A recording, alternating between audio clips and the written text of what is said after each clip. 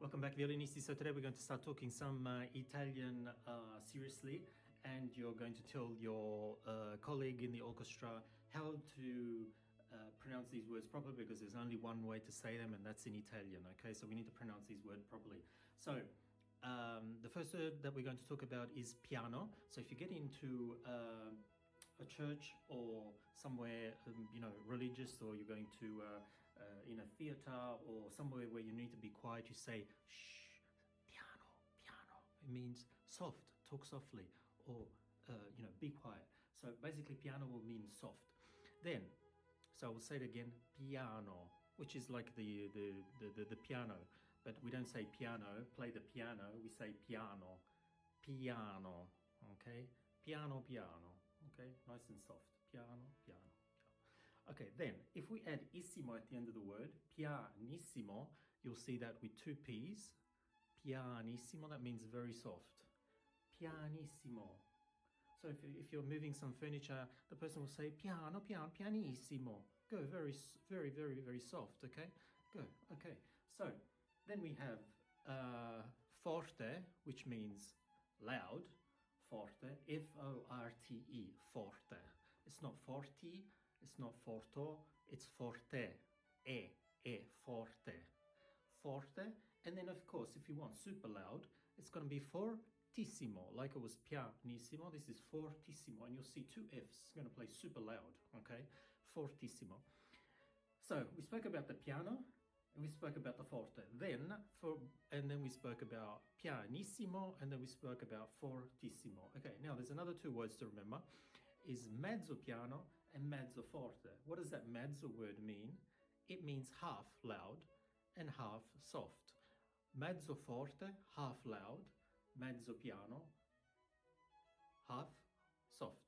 So what does that half mean? It means moderately loud and moderately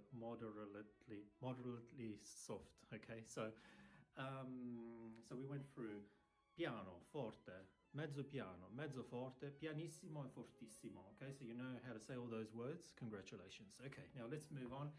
We got another few words. We got crescendo, and then we got decrescendo. Crescendo means to get louder, gradually louder, a little bit at a time. So every few notes you're getting louder and louder. It depends where the crescendo symbol's going. Sometimes you see the word cresce, sometimes you see that big arrow sort of thing going, the volume is going up, so crescendo. And you see also the letters C-R-E-S-C with a little dot, and crescendo getting louder. And then you have the word diminuendo. It's not diminuendo, it's diminuendo, diminuendo, or decrescendo is also written decrescendo. Diminuendo or decrescendo means gradually getting softer, okay? Another word that you tend to see is sforzando, S-F-Z, sforzando, and that means a sudden accent, okay? So if you put all these dynamics, you get loud, you get soft, you get crescendo, you get decrescendo, you can transform a piece of music. And also, if you then add the vibrato, the sliding, and all these effects on the violin, you can get something really pretty. So,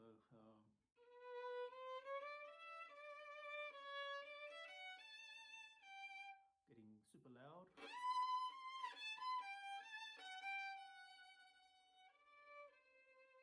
That was diminuendo, decrescendo, okay? And then I put a sforzando at the end, I put an accent. Okay, just a little demonstration, but you know what I mean. Now, let's get into some other words. So these are the main ones that we just explained. Now we're going to talk about the expression, okay? Now for the expression, if you go in an Italian restaurant, you say, voglio ordinare il dolce, I want to order the sweet, il dolce. It's not dolce, it's dolce, D-O-L-C-E, dolce. Okay, so this is also a really good word if you're going in a restaurant in Italy, dolce. So dolce, question mark, even if you don't know how to say the before and after dolce, they'll bring you the menu, okay? Dolce means sweetly. So if a piece is written sweetly, you want to play it sweetly, okay? So dolce. Cantabile, cantare means to sing, okay? So sto cantando, I'm singing. Cantabile means to play in a singing style, lyrical. Cantabile. Okay, try to say it with me. Cantabile. Okay. Then we have, this is easier, espressivo, because when you see it written, you can sort of figure it out. Oh, I can say that's similar to the word expressive, espressivo.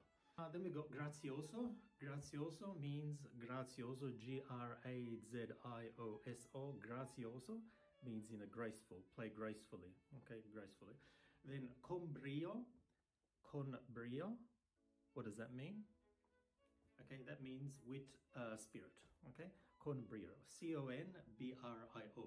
Then we have another one, con fuoco. Con always means with. Fuoco, what does that mean? It means with fire. Con fuoco, with fire.